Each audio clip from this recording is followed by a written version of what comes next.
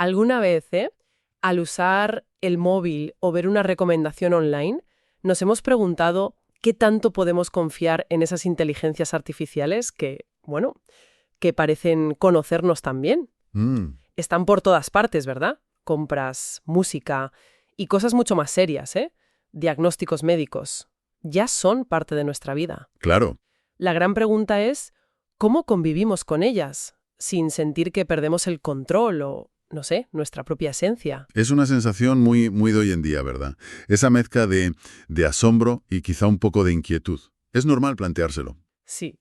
Y justo por eso, hoy vamos a meternos de lleno en estas ideas. Vamos a explorar a fondo un análisis muy interesante del libro Hello World, de la matemática Hannah Fry. Ah, mira. Y este análisis nos llega comentado por Ricardo Bolaños, que tiene mucha trayectoria aplicando la inteligencia artificial en negocios, en desarrollo personal. Exacto. Y lo interesante, creo, es que no vamos a hablar de ciencia ficción, ¿no? De robots conquistando el mundo. No. El enfoque, tanto de Fry como del análisis, es entender la IA que ya está aquí, la que usamos cada día a veces, pues sin darnos ni cuenta. Hay una frase de Hannah Fry que rescata el análisis y que me parece, clave. Dice, los algoritmos no son ni buenos ni malos. Son reflejos de nosotros, con todas nuestras virtudes y defectos. Muy buena frase. Hoy vamos a intentar desgranar un poco qué significa eso para nosotros, ¿no? Precisamente. La idea hoy es mirar la inteligencia artificial pero con ojos humanos, entender su potencial, que es enorme, claro, pero también, pues, reconocer sus límites, los desafíos que plantea. Vale. Queremos ver cómo podemos integrarla en el trabajo, en la vida, pero de forma consciente, responsable. Encontrar ese equilibrio, ¿no? Donde la tecnología nos ayude sin dominarnos. Pues venga, entremos en materia. El análisis de Ricardo Bolaños sobre Hello World, entonces, nos dice que nos centremos en el presente de la IA. Eso es. Hannah Fry, por lo que se comenta, es muy buena en eso, ¿no? En bajar estos temas de las nubes y mostrar cómo los algoritmos ya están ahí tomando decisiones importantes o influyendo mucho. Y lo hace, según el análisis, viendo ejemplos muy, muy concretos de nuestro mundo. Hay un concepto fundamental que Fry pone sobre la mesa. Lo llama la ilusión de la objetividad. ¿La ilusión de la objetividad? ¿A qué se refiere? Pues, a ver, a esa tendencia que tenemos a pensar que, como son máquinas, cálculos, pues los algoritmos son neutrales. Lógicos. Casi infalibles, ¿no? Claro. ¿Piensas, son matemáticas? Exacto. Pero la realidad es más compleja. Pueden acabar siendo un espejo de nuestros propios prejuicios. Vaya, que los perpetúan. ¡Ostras! Eso suena un poco al revés de lo que uno pensaría, ¿no? Porque quitas al humano, quitas el sesgo. O eso parece. Ya. Pero el análisis menciona ejemplos, bastante fuertes. Por ejemplo, en justicia penal. Algoritmos que predicen si alguien va a reincidir. Sí, se usan en algunos sitios. Y dice que han mostrado sesgos raciales importantes. ¿Pero cómo puede ser? Es una excelente pregunta, porque va al meollo del asunto. Normalmente, no es que alguien programe el algoritmo diciendo, sé injusto con este grupo. No es tan simple. Ya, me imagino. El programa suele venir de los datos con los que se entrena. Si los datos históricos que le das para aprender ya reflejan, pues desigualdades, prejuicios que existen en la sociedad, yo qué sé, detenciones desproporcionadas en ciertos grupos. Ah, vale. El algoritmo aprende sus patrones, pero los aprende como si fueran verdades objetivas, como si fueran la norma. O sea que aprende nuestros propios errores históricos y los convierte en una regla matemática. ¡Qué fuerte! Exacto. Y a veces no solo los replica, sino que, puede hasta amplificarlos, o darles como un barniz de justificación científica, que hace más difícil cuestionarlos, ¿sabes? Claro, parece que lo dice la máquina. Eso es. Por eso Fry insiste tanto, y el análisis lo subraya, en la importancia de no aceptar ciegamente esa supuesta neutralidad. Hay que preguntar siempre, ¿con qué datos se entrenó? ¿Qué sesgos podría tener? Es una responsabilidad clave al implementarlos. Entendido. Otro campo que toca Fry, según el análisis, es la medicina. Aquí vemos la otra cara, ¿no? Algoritmos que detectan patrones en imágenes médicas. Tumores, por ejemplo.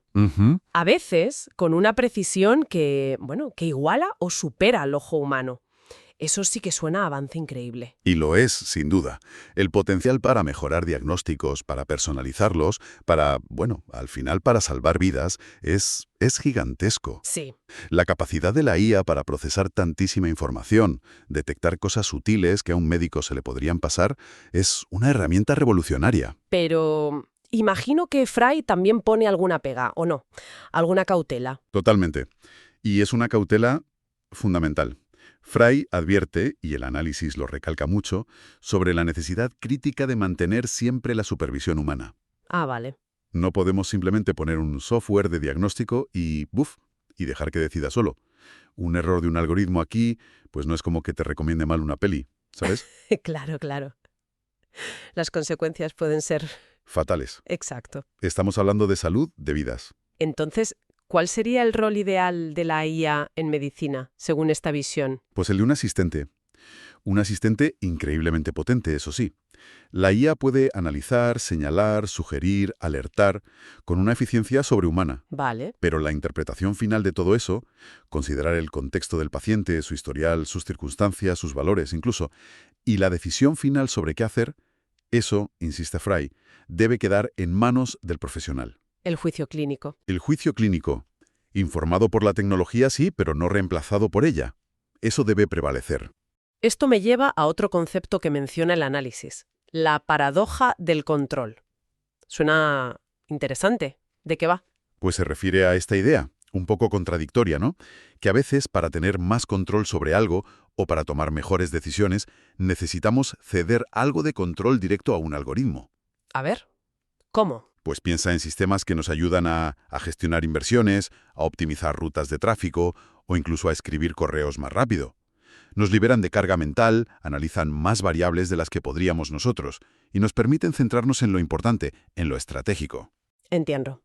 Como delegar lo repetitivo o el análisis masivo para poder concentrarnos en el juicio final o en lo creativo. Justo. Pero ahí está la paradoja y la pregunta clave que plantea Fry. ¿Dónde ponemos el límite? ¿Cuánto control queremos ceder? ¿Y en qué áreas? Cuando esa cesión se vuelve cómoda, pero peligrosa. Claro. Y no hay una respuesta única, ¿eh? No se trata de rechazar la tecnología por miedo, sino de decidir activamente, conscientemente, cuándo, cómo y hasta qué punto confiamos en las máquinas. Y me imagino que encontrar ese equilibrio es crucial, sobre todo en el trabajo, en las empresas. Absolutamente. Como explica Ricardo en su experiencia ayudando a profesionales y empresas, este es uno de los mayores retos y oportunidades. No es solo poner la tecnología más nueva y ya está.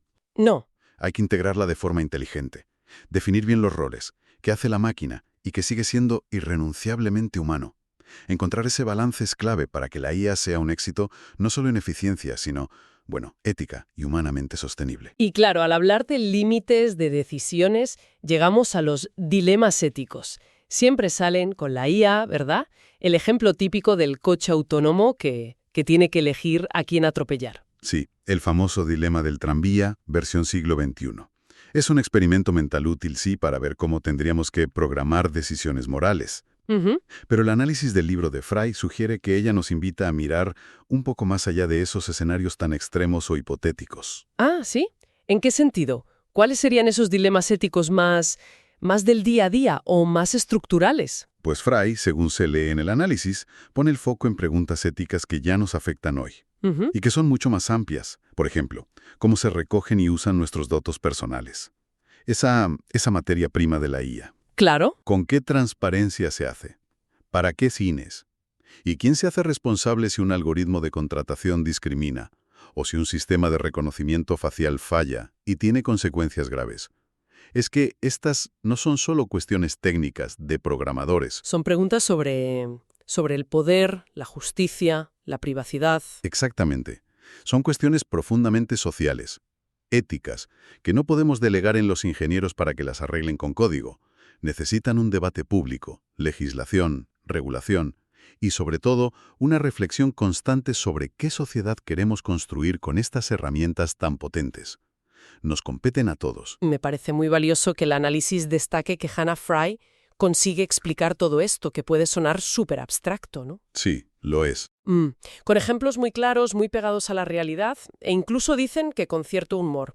Eso ayuda mucho a quitarle el miedo a la IA, ¿verdad? A bajarla de ese pedestal de cosa mágica e incomprensible. Totalmente. Ese parece ser uno de los grandes méritos de Fry que el análisis resalta.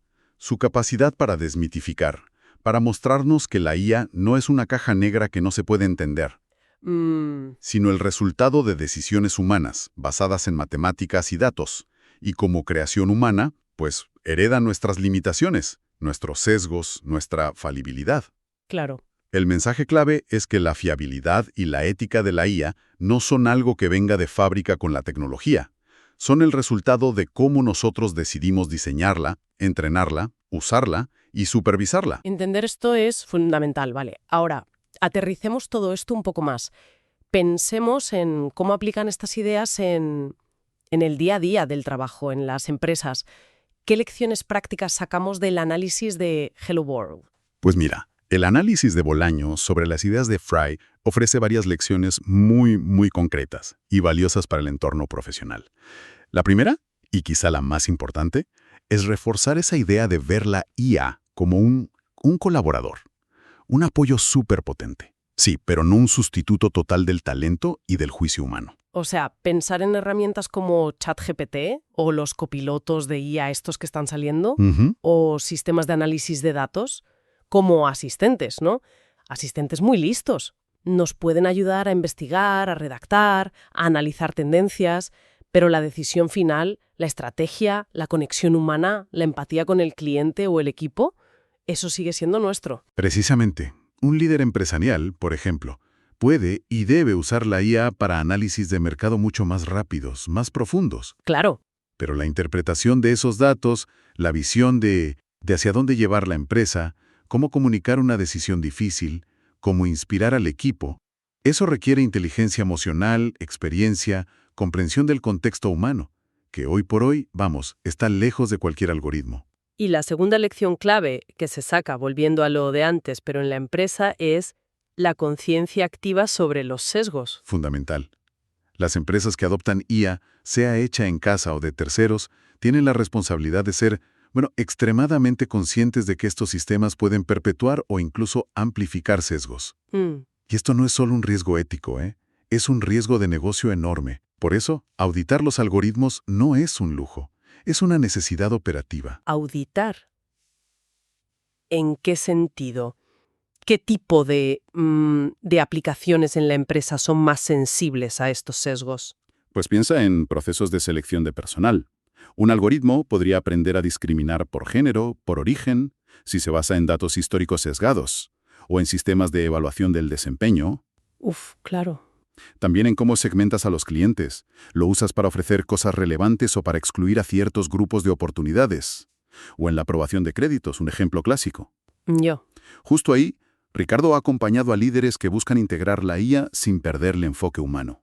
Y este punto de la auditoría de sesgos, de buscar la equidad, de preguntarse siempre ¿a quién podría perjudicar este sistema? Es siempre una conversación central. Es vital. Se trata de usar la IA para ser más justos y eficientes, no para automatizar la injusticia. Forma opaca o que se perciba como injusta ya no sale gratis. Para nada. Estamos viendo que la confianza es la moneda de la era digital. Fry ya lo advertía, y hoy es evidente.